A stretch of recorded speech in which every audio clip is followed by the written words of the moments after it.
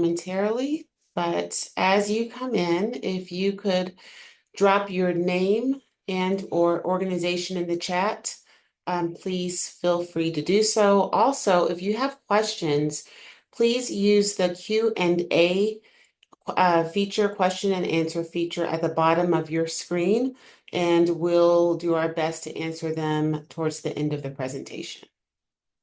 For those that are just joining us, please, as we wait to start, just drop your name and organization in the chat. We'd love to know who you are representing and where you are in the state. We have exciting information for you all today. Sometimes it's just helpful to come together and hear this information all together at the same time so we can reflect on it and ask questions and help inform the discussion. So that's the goal of today's conversation. So thank you for dropping your information in the chat. I think it's helpful for all of us to know who's on the call, where we're calling from.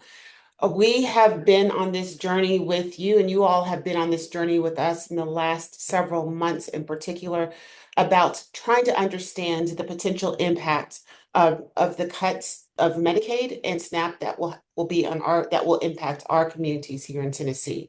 So we wanted to come back together and provide just-in-time information about what we know. I just want to introduce you to our speakers today.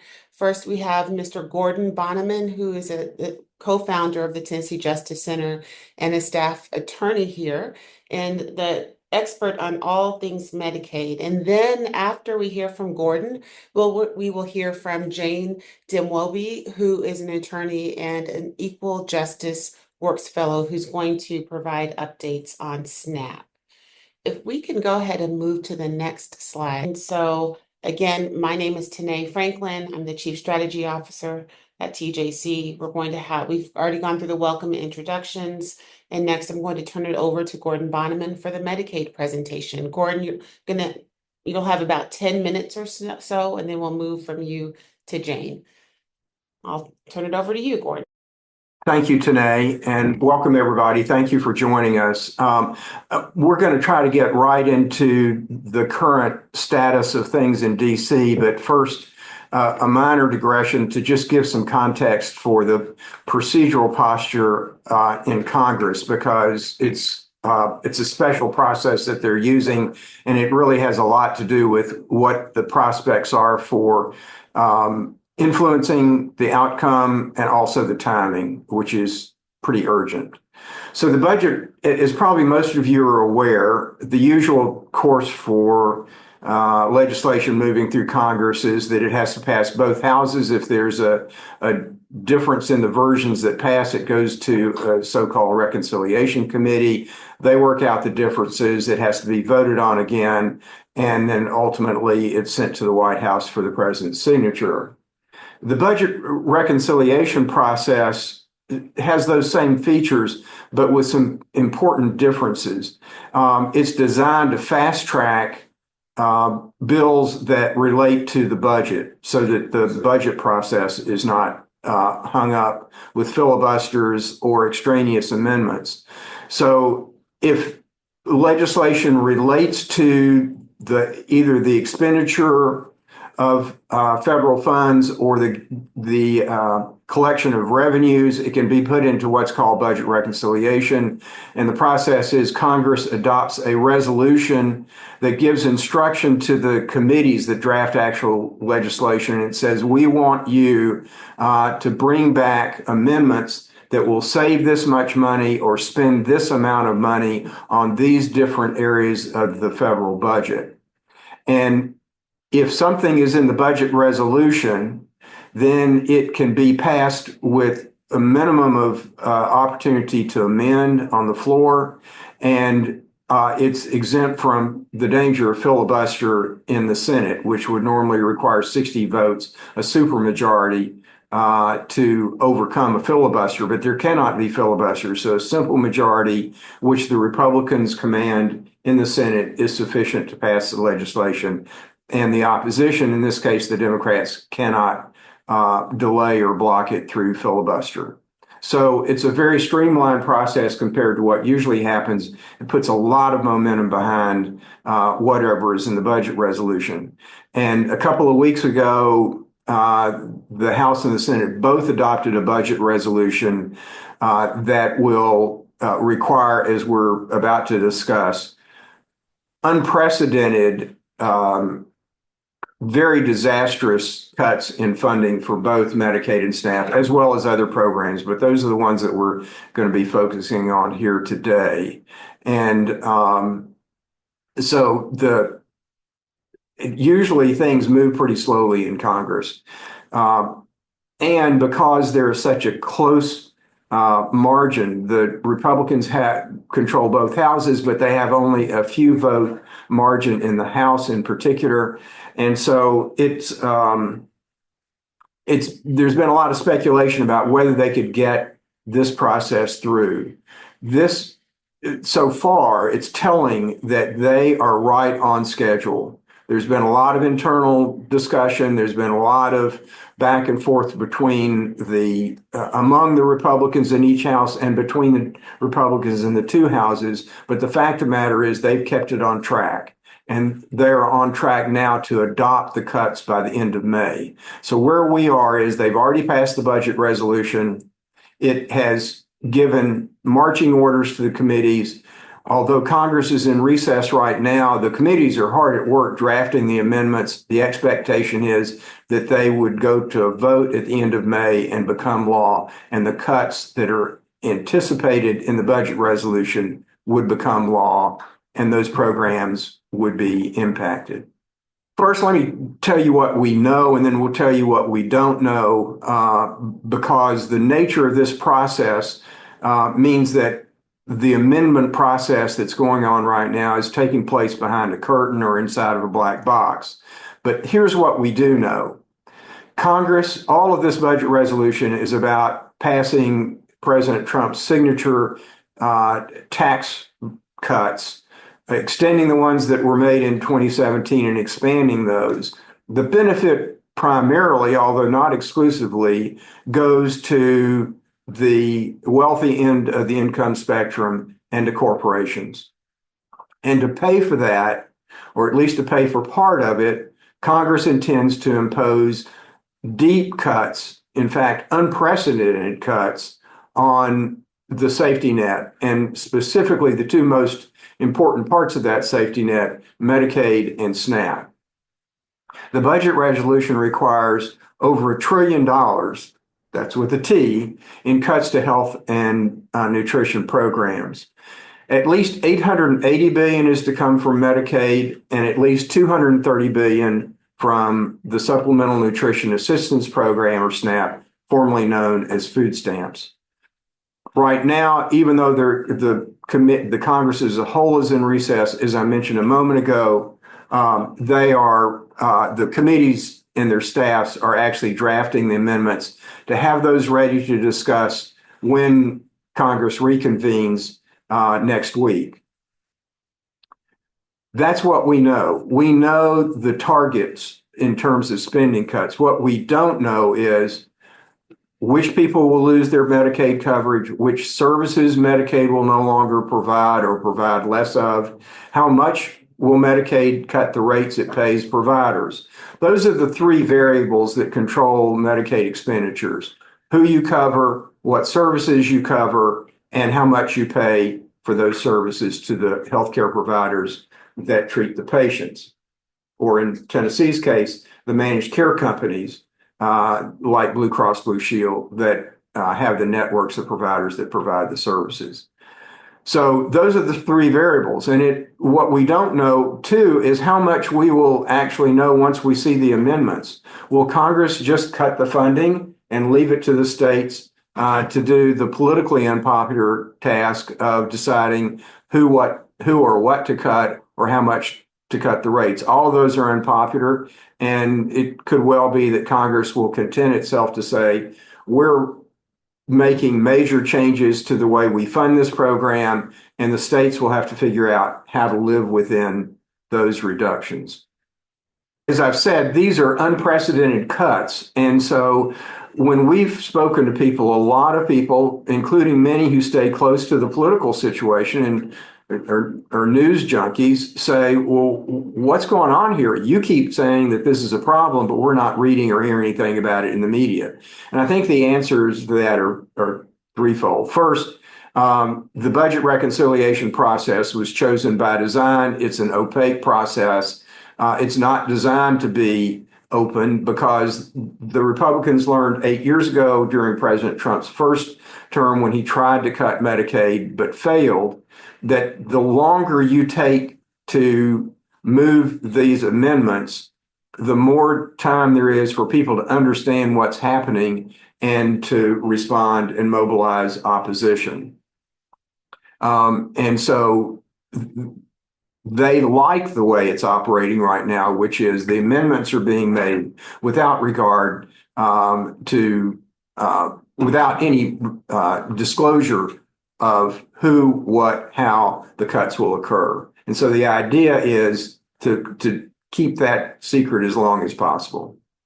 People are being lulled by the fact that President Trump said he loves and cherishes Medicaid and he's promised not to touch it. Senator Blackburn and other other Republicans have lashed out at what they call the Democrats' lies. There's no intent to cut Medicaid, they say. At the same time, both President Trump and Senator Blackburn have been strongly supporting the budget resolution with the cuts that it calls for. And we also just have the fact that the news cycle is overwhelmed each day with new provocations, new stories, new controversies, and this story, as important as it is for millions of Americans, just gets lost in the shuffle. So the timetable is that Congress is in recess right now, reconvenes next week. The House will adopt the amendments first and send it to the Senate. The Congress would then adopt and send it to the president by the end of May. That's the timetable. They've adhered to that timetable thus far. Yesterday, there was a quote from the Secretary of the Treasury saying that he expected that the tax cuts, which would be part of the same package, will be adopted by July the 4th. But the formal resolution anticipates by Memorial Day, and so far they've been adhered to that. So we're talking at what most a matter of weeks before these cuts take place. The bottom line is that if the cuts take place at the level that they're discussing, and again, the resolution requires that, it affects half of Tennessee's children and pregnant moms. It will devastate hospitals and nursing homes. Seniors and people with disabilities rely on these services, rely on the Medicaid program for coverage of nursing home care, of in-home services, and it will affect entire economies and certainly add to medical deaths. So that's the reality that we're contending with. And now I'm going to turn it over to Jane. She'll have even more cheery news about SNAP. Take it away, Jane. Like Gordon showed earlier, SNAP is going to be affected by these cuts, though to a lesser extent. The proposed cuts for SNAP are around $230 billion. However, lesser a number than Medicaid, but still devastating to a really, really critical program. So I'd like to start with some level setting here to ensure everyone understands what the SNAP program is and why it matters so much to TJC and to many, like Gordon said, millions of Americans. So SNAP is, which commonly is referred to as food stamps. SNAP is a nutrition program that offers families in need cash benefits to pay for their groceries. So SNAP is a literal lifeline to close the meal gap across the United States. Here in Tennessee, 750,000 people rely on the SNAP program to meet their basic needs. And we work with many, many of those individuals day in and day out. Food insecurity is a large issue in Tennessee. So when we talk about SNAP and we talk about using the program to meet people's basic needs, that's in the context of a state and a country where a large portion of the population is struggling to afford grocery prices and to afford healthy foods for children, for elders, and everyone in the family. Finally, I want to mention that SNAP is an economic investment. Because SNAP is a cash benefit program that leads people to afford their groceries, it is essential to the retail community. SNAP is an economic investment that brings in approximately $1.6 billion to our state annually. So not only is it critical for families, not only is it a solution to food insecurity, it's also a part of the economic success of Tennessee. That said, we can talk now about how cuts to SNAP will be devastating for both families and businesses. We know that SNAP is essential for households with veterans, older adults, with disabled individuals, and with children. And in fact, 50% of SNAP households have a child in it. SNAP is also a part of the stability of rural families and small towns. 1 in 6 rural families use a SNAP, 1 in 9 small town families use a SNAP. SNAP is, like I said earlier, critical for working families who are struggling to make ends meet. We can paint many, many pictures of how essential it is when families are already working to afford high grocery costs and just need SNAP to help them close that meal gap. And to give some more detail to what I said earlier, SNAP is critical for retailers. So here in Tennessee, we know that SNAP is accepted by 6,650 retailers who rely on SNAP dollars. They can be chain grocery stores, independent or family-owned grocery stores, or even farmers markets. So we know across the board, SNAP is critical to retailers here in Tennessee. So what are we hearing about cuts at the federal level? Well, just to echo what Gordon said, we don't know exactly what these cuts will look like, just that the position of the budget resolution is they have to happen. So we can talk about what SNAP cuts would look like without getting granular about what they will be. So this is just to paint a picture of where what has been floated as an idea to cut costs when it comes to SNAP. What cuts to SNAP would look like could be a decrease in the monthly SNAP benefits. This has been proposed previously and it is seeing a resurgence today where some folks want to decrease the average SNAP benefits that families receive. What this would do is to push families to purchase cheaper foods, which are sometimes less healthy foods. And that would be, again, devastating to the health and wellness of families in Tennessee. Another thing SNAP could do is increase the state's administrative costs. What that looks like is decreasing how much the federal government is funding Tennessee's SNAP program and making the state pay for more that has to do with administering the SNAP program. If it's a budget, it could create a budget issue for the state of Tennessee. Another way that SNAP could be cut is by eliminating a program called broad-based categorical eligibility, which we'll talk about later. Broad-based categorical eligibility, BBCE, makes it easier for someone who participates in the SNAP program to be eligible for other nutrition and public benefits programs. So without broad-based categorical eligibility, you can expect significantly more complicated processes for families to access their benefits. The list goes on, but just want to reiterate, we don't know for sure. We just know that what cuts to SNAP at the federal level look like to the state of Tennessee is potentially less money, more expensive administration, and an elimination of processes that have helped families access their benefits. To get a little bit more specific about why the proposed cuts to SNAP would be devastating across multiple programs, SNAP is a program that connects to WIC, which is the Women, Infants, and Children Nutrition Program, Children's School Meals, and Summer EBT. Household approval for SNAP certifies many families for the WIC program, for school meals, and for summer EBT. If there are cuts to SNAP that either push families off of eligibility or increase the state's administrative costs or remove BBCE, this means households would be forced to apply for SNAP in addition to multiple programs. And once again, eliminating automatic eligibility means complicated processes and, in many cases, delayed nutrition benefits. So what has become a streamlined process for many families to get food on the table could become much, much more complicated. And I also want to touch on related cuts to the school meals program, related cuts to nutrition programs. The cuts to school meals program have been proposed to the tune of about $12 billion. This is connected to SNAP because the school meals program funds what are called Community Eligibility Provision Schools, CEP schools. This funds certain schools to offer free and reduced meals. Once again, this connects to students who are already on SNAP who are able to automatically receive free and reduced school meals.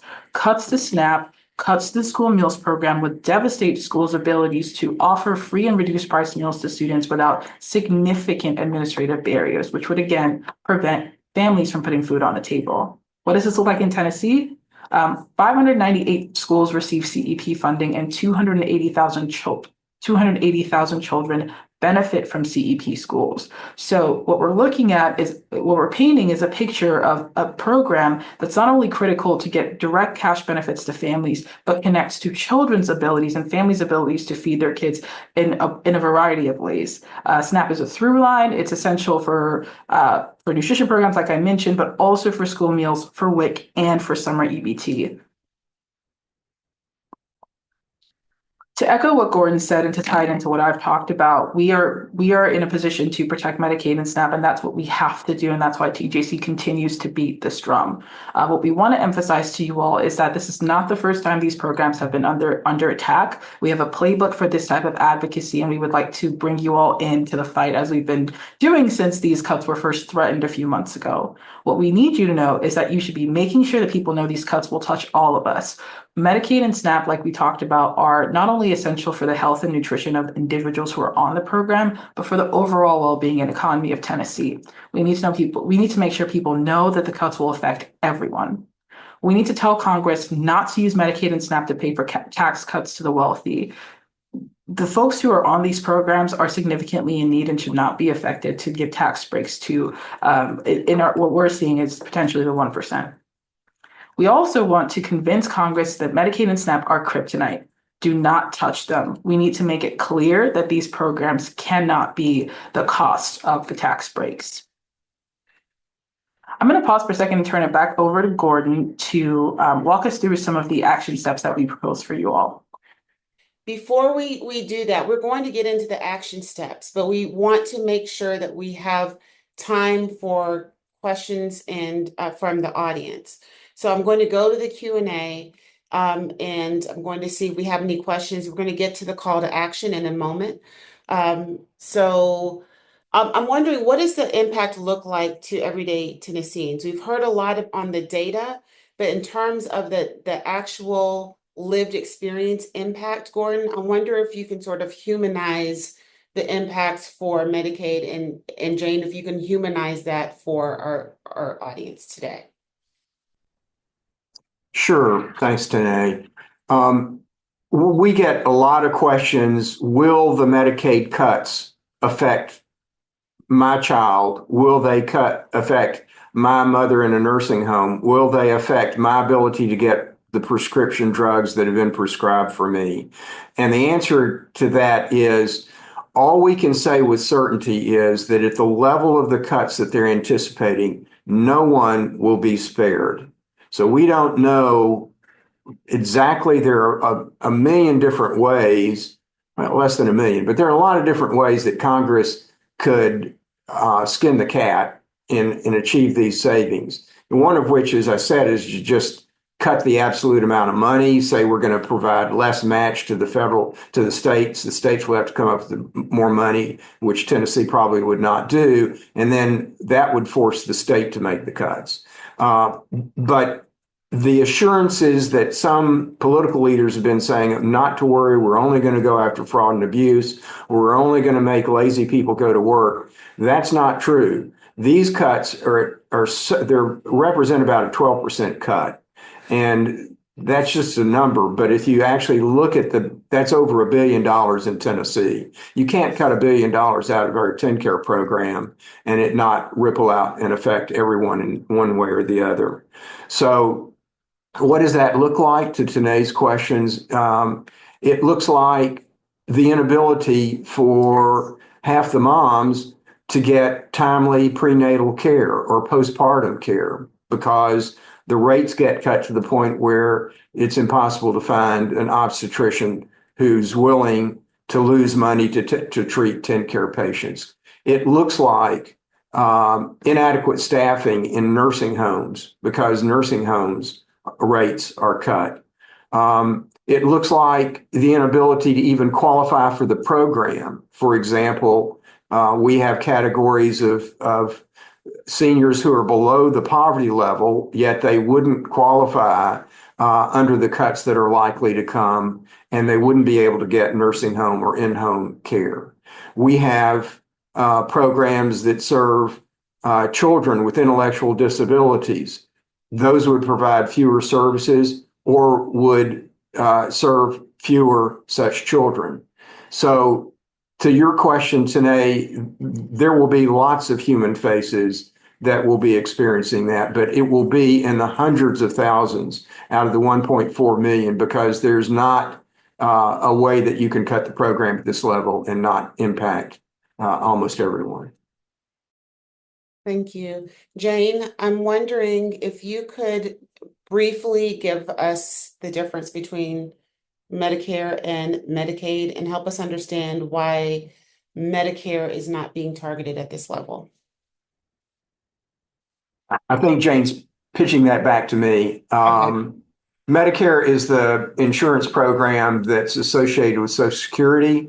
Most people who receive Social Security are eligible for Medicare. It covers seniors and some disabled workers.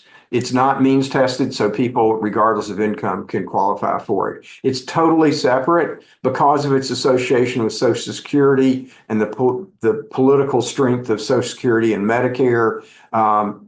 Congress has said they're not going to deal with that. Of course, what we're seeing is that the staffs of the Social Security offices, the people who have to make sure that people are actually getting enrolled in Medicare or getting their Social Security checks, those are being cut dramatically, and it's likely to have an impact. But Medicare is, formally speaking, is not part of this budget resolution. Medicaid, on the other hand, is the safety net that covers primarily low-income people, but not exclusively low-income people. It covers even people that could be characterized as upper middle class, but they have children with tremendously complex and expensive healthcare needs. And fortunately, the program is a safety net for them, providing services that private insurance would never cover. So that's the difference between Medicare and Medicaid. Medicaid is the one that's on the chopping block.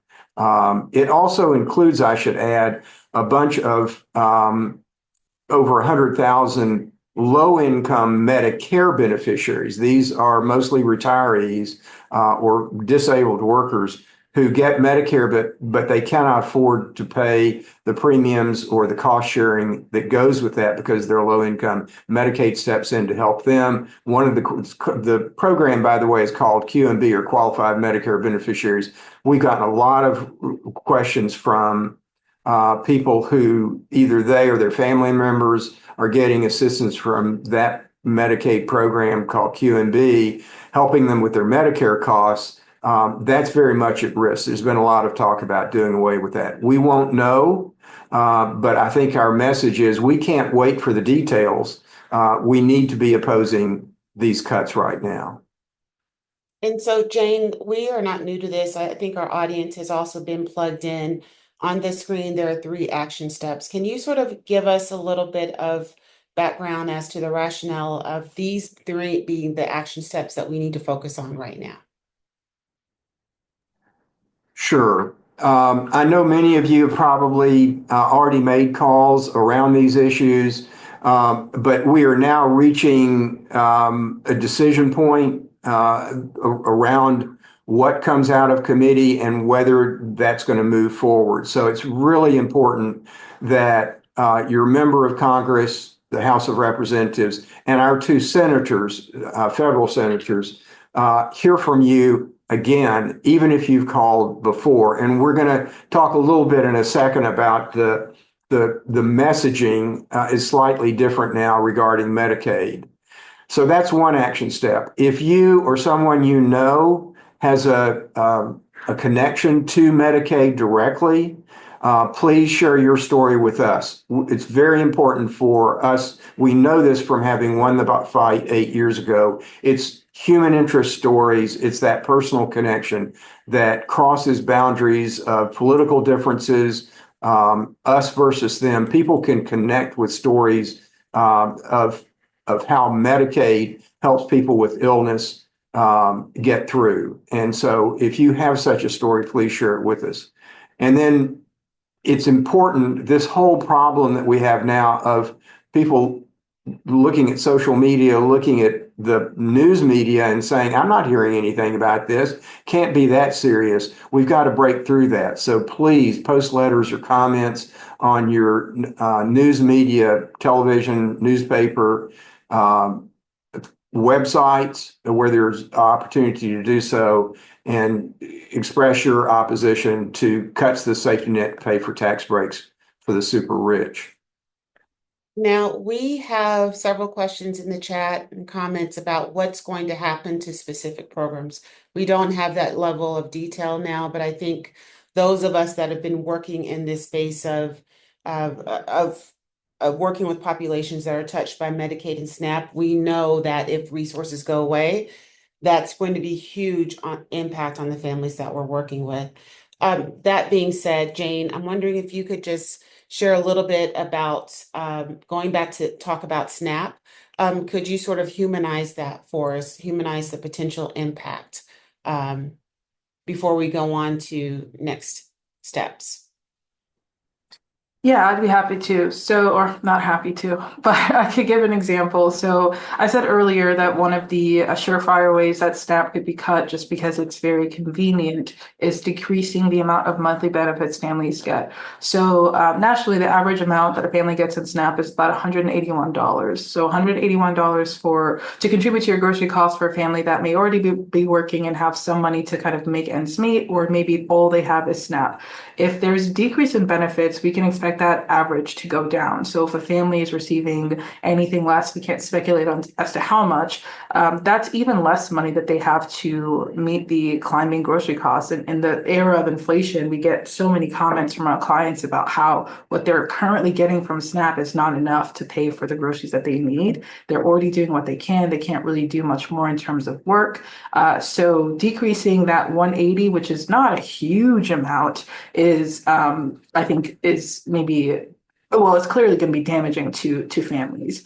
And to talk a little bit about administrative costs are everything from reviewing applications, conducting appeals, making sure documents are processed as they should be, staffing offices so that people who maybe don't have a phone or a computer can walk into a SNAP office and get their county SNAP office to get the help that they need. So to humanize this, you can imagine that these offices, which are already struggling to meet the need of individuals that are walking in and asking for interviews or asking for updates on their application, could be even more unstaffed. So if we have less caseworkers, less, phone operators who are able to work with individuals that need staff, we can expect more application denials, slower application approvals, less efficient appeals, and all the things that we unfortunately see today, but hopefully are trying to improve. We kind of roll back the progress. So I just think of the families that I've worked with that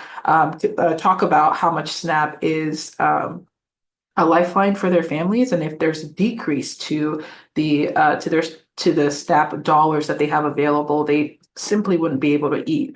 I'll also mention that what SNAP does for families is critical, but so many SNAP families already rely on food banks. So food banks here in Tennessee and across the country are another way that families can close the meal gap. So we can expect increased reliance on food banks. That means longer lines, more pressure on those food banks here in Tennessee to offer healthy food, offer a food that can be preserved for longer periods. I mean, it's just going to increase the burden across the board, both on the state, on the individual who has to do the grocery shopping, and on the food banks that end up catching the people who are already struggling with SNAP. So I hope that helps people understand why the benefit level that we have for SNAP is good, but it cannot bear to kind of fall below the current level. So I can provide some more answers to other questions, but I'm just going to leave it there for now.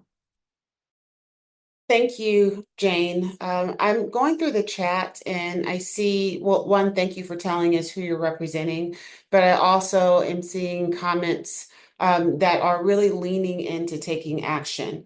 And so, again, we have kept the same message consistently in terms of the call to action are really three main areas from my perspective. It is contacting our legislators, our elected officials. There's a QR code on the screen that will take you to the TennesseeJustice.org/join us page that has all of the information that you need in order to understand sort of what to do with next steps, where to sign on to the letter, seeing the information that we have, the factual information that we have about analysis, about the impacts of the cuts.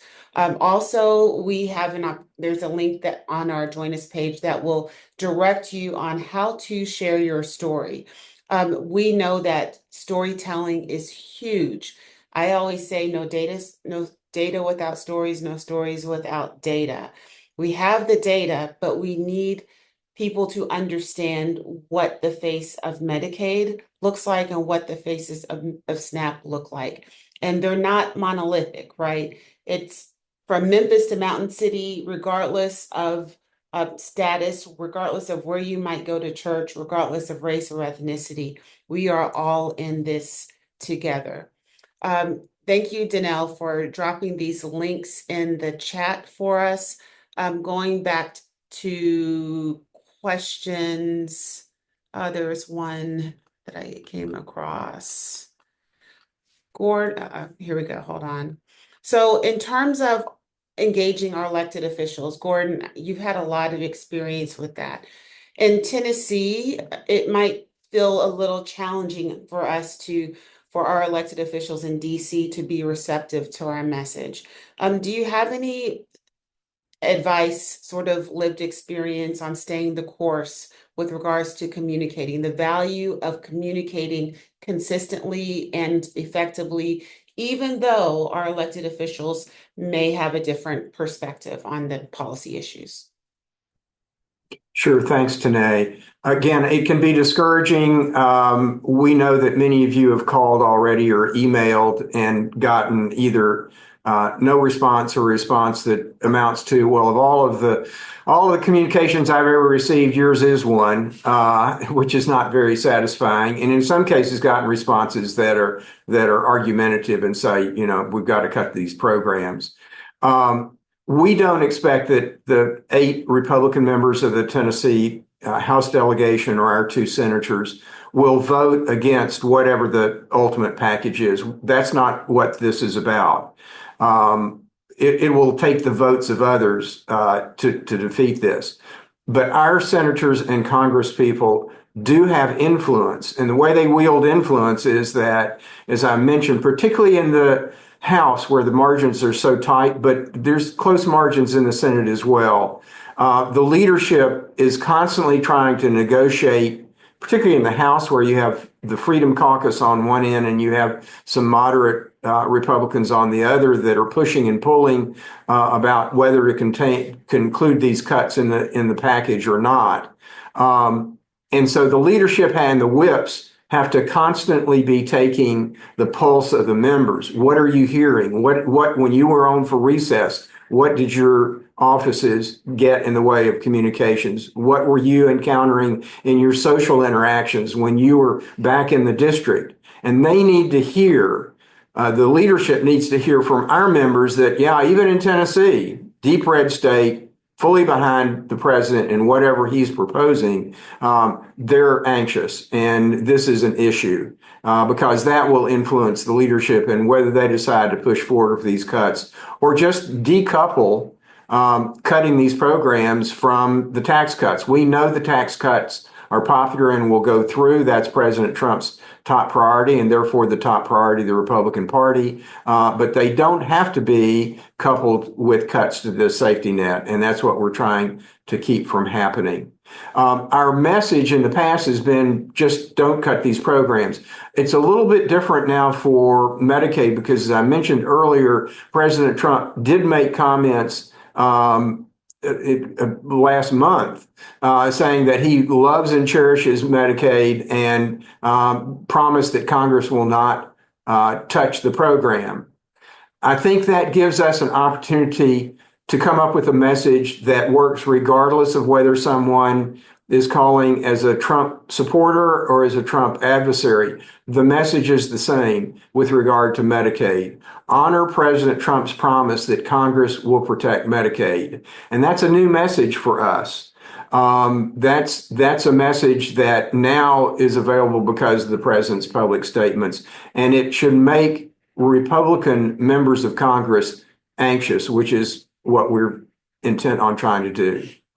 The other part of the message is if you have a personal connection to either of these programs, either Medicaid or SNAP, then please share that when you're communicating with the two senators and the congressman. And I want to emphasize, we need for you to make 3 calls to each of those representatives, both your House member and the senators, and the QR code will give you quick access to making those calls. So fill in the blank about why it matters to you. If you're not personally connected to Medicaid and SNAP, you can just say, because I care about my neighbors, I care about family members, I care about the state's economy and jobs. And then the final part of this message is take up for Tennessee, because if the cuts do move forward, there will be decisions to be made about how to spread the burden. And some cuts will have more of an impact on Tennessee than others. And so we need to emphasize, you need to take up for Tennessee. If there are going to be cuts, don't let them happen here. Take care of your constituents. We want that message, and our colleagues in other states are putting out the same request. All the different members of Congress from all the states need to hear the same message. Take up for my state, because if they do that, it will be difficult for them to come to agreement about how to make the cuts. And the outcome may very well be that they just don't try to cut the programs, which is, of course, our goal. So these are the nuanced messages that we're asking you to convey. Thank you, Gordon. There's conversation in the chat, and there's an individual that lifted up and shared that she would be willing to share her story, but she is concerned about privacy, and that is completely understandable. So that being said, when you share your story with the Tennessee Justice Center, we are not just going to copy and paste and share. That will be vetted. There will be conversations with you. We lean into making sure that there is informed consent with how the stories are shared. Some stories are relative to, you don't need a lot of detail, right? And there are a lot of folks that are in the same boat. So yes, we do use stories and push them out on our social media, in our conversations that we're having with elected officials. And sometimes the media might ask us, do you have someone that has this lived experience? If so, do you think you can connect us? And so we always lean into informed consent and focus on the integrity of the storyteller, the person with a lived experience. And so we're not going to just put you out there in a way that is going to be disrespectful or leaves the individual or the family without dignity. Those are our values. Speaking of our values, we also pride ourselves on making sure that we present factual information. And so we know that, things are really hard politically right now, but that is one of the reasons that we are purple, because we are not partisan. We are here for the community. So in terms of presenting factual information, Jane, can you talk to us about how do we determine what is true that we're hearing in the media and what is false? Where do we go for information, for data? Yeah, I think one thing that's really important when it comes to this type of uncertainty is to look at the entities that have focused on doing this work for the longest. So like tonight said, TJC is nonpartisan, and one of the data sources, the analytical sources we rely on the most is KFF. KFF is a is, like we said, nonpartisan. And what that the entity does, it's kind of a journalistic research hub. What they do is they produce financial analyses of the budgets that are produced from Congress. So, or the budget drafts that are produced from Congress. So they're not coming in with an advocacy goal. They're not coming in with with any predetermined result in mind. The question is, what cuts are meant to be made? How practically can Congress make those cuts? And it's simply a financial analysis looking at literally some quick math. If $1 trillion has to be cut and there are only certain committees that can cut those funds, what do those committees do? And how can those committees cut funds? So I would really recommend looking at the research hubs that have focused on financial analysis, because right now we're really talking about money, we're talking about budgets. We at TJC are talking about Medicaid, but this is something that really goes back to how Congress makes decisions, how this money is going to be spent, and then afterwards we're talking about who will be affected. You can also look at various other uh, senators and representatives who have talked about the cuts, and some of them have actually acknowledged the cuts that are possible. So I think going to the source, which is, again, the releases from Congress that are the financial releases, going to the nonpartisan, the detail-oriented, the analytical financial reporting, and again, looking at organizations like TJC, which, again, we're looking at the clear money talks, money matters reporting, and just giving you the bullet points and making sure that you can catch up to what those conversations. So I think just making sure that you're not taking any vague statements as fact, and you're really just following the money and going back to the source. Gordon, I think you have something to add. Yeah, I just want to add, we've got a lot of experience with Medicaid, or in this state, TennCare, and specifically TennCare financing. A lot of the technical stuff is familiar to us, and we have used, we have a two-pager that people are welcome to get if they want it, that takes the sources that we use are the Congressional Budget Office, public documents there, the Governor Lee's budget documents that are on the governor's website, the budget amendments that were adopted by the legislature in the session that just ended yesterday. We're using those public governmental sources and then doing the analysis to translate, okay, if it's 880 billion at the federal level in Medicaid cuts, and that's distributed across 50 states and the District of Columbia, what amount of that hits Tennessee? And we can't know because they can, depending on how they do it, it can affect some states more than others, which is part of our message to Congress. Our delegation, take up for Tennessee, make sure that the formula for spreading these cuts protects Tennessee. But the analysis that we've done gives you an idea of the order of magnitude. And I think the conclusion that you reach when you do that analysis is no one's going to be spared. You can't make cuts that even remotely approach this level without doing huge damage. Thank you, Gordon. I'm still reviewing the chat. First, we do need different types of stories. It's great to hear from individuals and families that have been impacted. But yes, to the question that was lifted up to me directly, if you are a healthcare provider and you are able to tell in general without violating HIPAA or without violating any types of any policies of your institution, we do need to hear from different perspectives. So yes, from those providers, those healthcare professionals that are engaging with patients, it would be helpful to understand the implications from your perspective, as long as you're not violating HIPAA or any policies with your employers. Please, I'm dropping my email in the chat.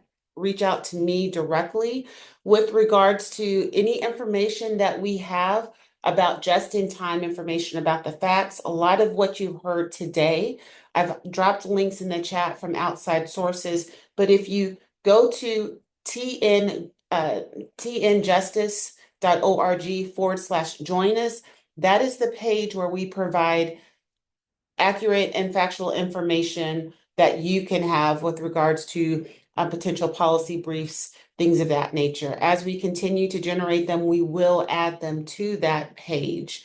If you can just humor me for a moment before we close out today.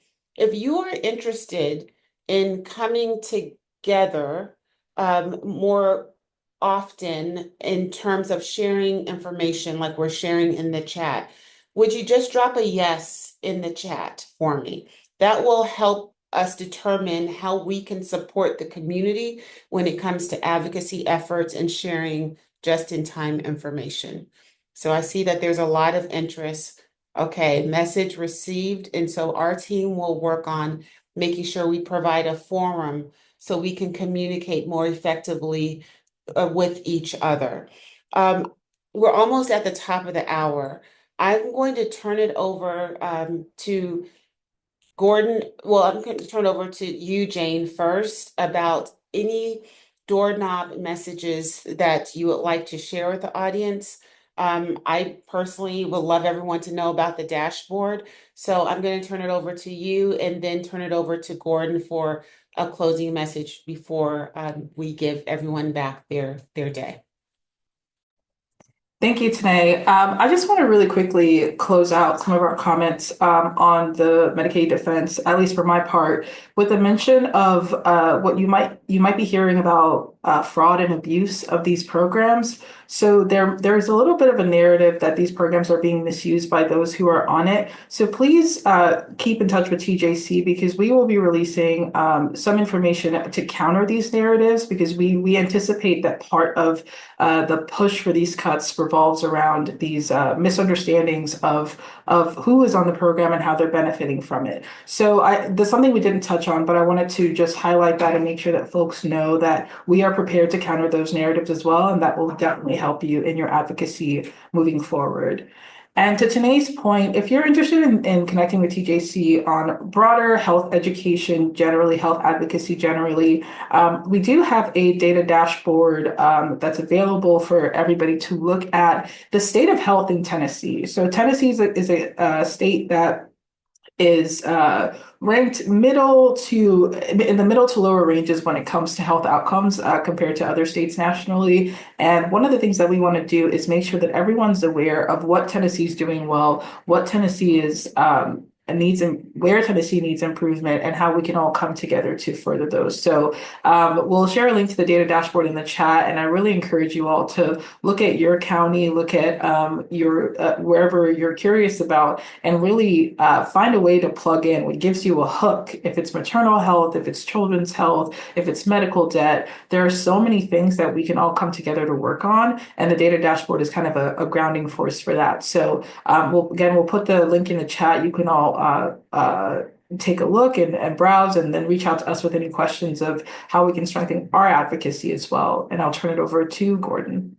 Thanks, Jane. And I noticed in the chat a comment from someone who was talking about Senator Haggerty, one of our U.S. senators, talking about work requirements.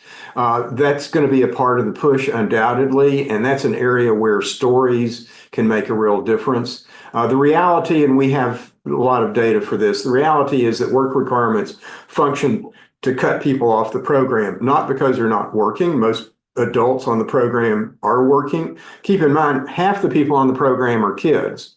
And another substantial percentage are either over 65 or have been found by Social Security to have disabilities. So it's really a false issue. It's an excuse, and framing messages around that's really important, and stories are really critical to debunk the myth that people who are on Medicaid are not working when they should be.